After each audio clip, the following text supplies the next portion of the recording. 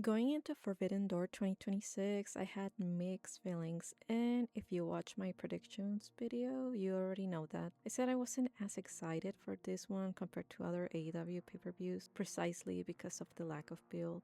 I never doubted that in-ring wrestling would be great, because that's almost a given with any AEW pay-per-view, and just AEW in general, but some of these matches just didn't feel as important as they could have going in. But now that the show's over, I can finally answer one question. Was great wrestling enough to make this a great pay-per-view? Let's just say the show had a few things to say about my concerns. Okay, let's get started.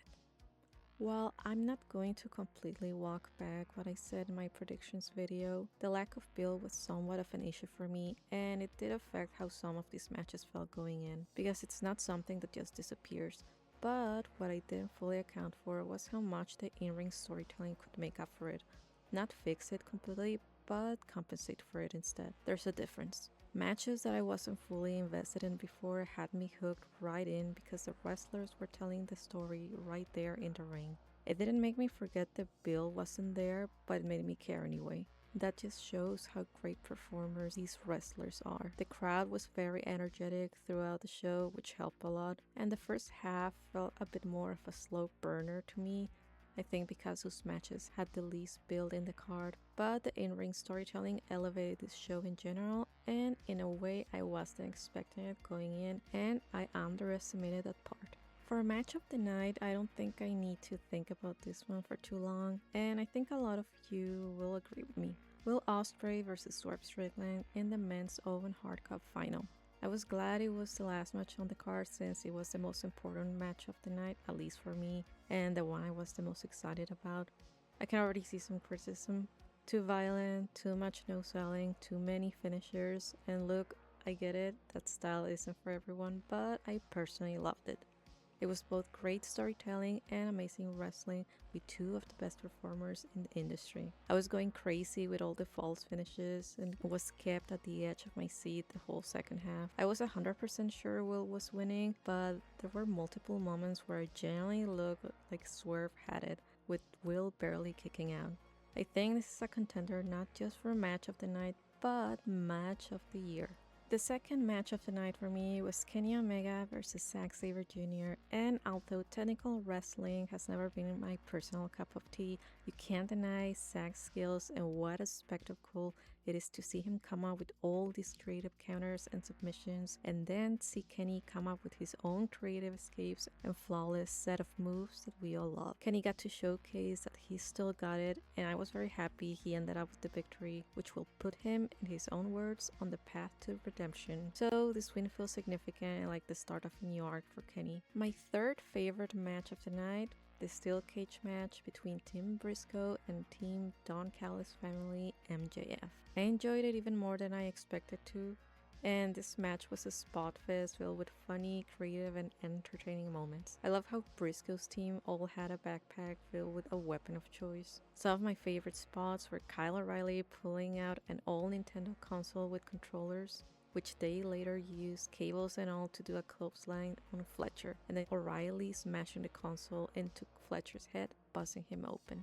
Another spot was when Takesha was pretending to dig around his backpack, building the suspense, then ultimately pulled out a middle finger for Okada, which got a big laugh out of me. Last but not least was this mysterious bag Brody was using to smash people earlier in the match. Then later on, MJF yells at Okada to open up the bag to see what weapon they could use, and to everyone's surprise, it was crazy Leo Rush. He had a great sequence attacking the heels and was obsessing over MJF's diamond ring, following it around just like Gollum. I've been a big fan of the Blackheart Leo Rush character in AEW since day one. I remember reading a lot of negative comments online about it initially, but it seems like he's grown on a lot of people now. I love that we've been seeing him more and more lately, making cameos, even in big matches to make people laugh.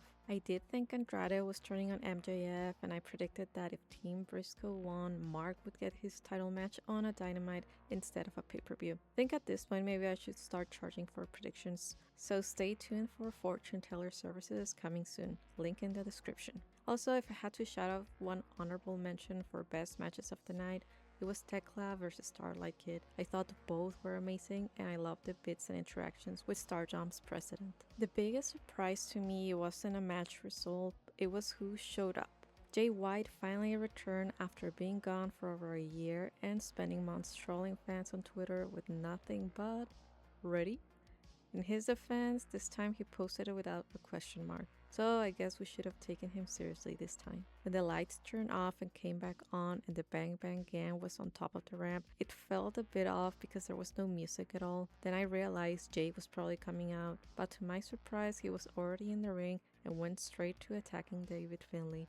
The whole crowd popped. People have been patiently waiting for his return, so it's great to have him back. His return was actually part of my prediction, so I'm glad I got his return right as well. There's a lot of history between these two, so I'm glad he's going to have a story to jump straight into. Just felt like the start of a great storyline for these two former Bullet Club leaders.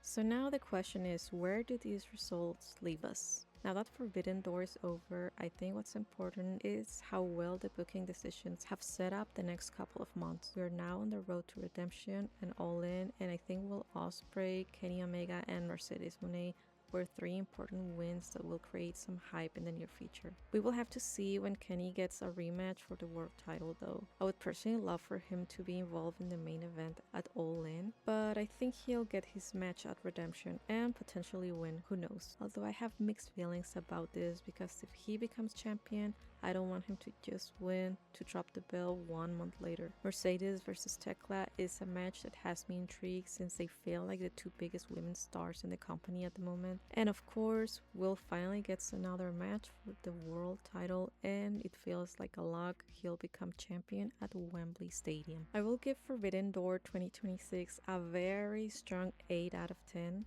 We got high quality wrestling top to bottom, a legitimate match of the year candidate in Ospreay vs Swerve, and most importantly, I'm really happy with the booking decisions and how they will actually impact AEW storylines in the next coming months, and I'm just very excited about it. But now I want to hear from you. What was your match of the night? Where do you rank this one among all the other Forbidden Door events so far, or even pay-per-views this year? Thank you so much for stopping by the channel and watching the video. Just a reminder that channel memberships are available now if you want to support the channel and get some extra content as well as some exclusive perks. Don't forget to like and subscribe if you enjoyed the video, and if you didn't, do it anyways. Until next time, see ya.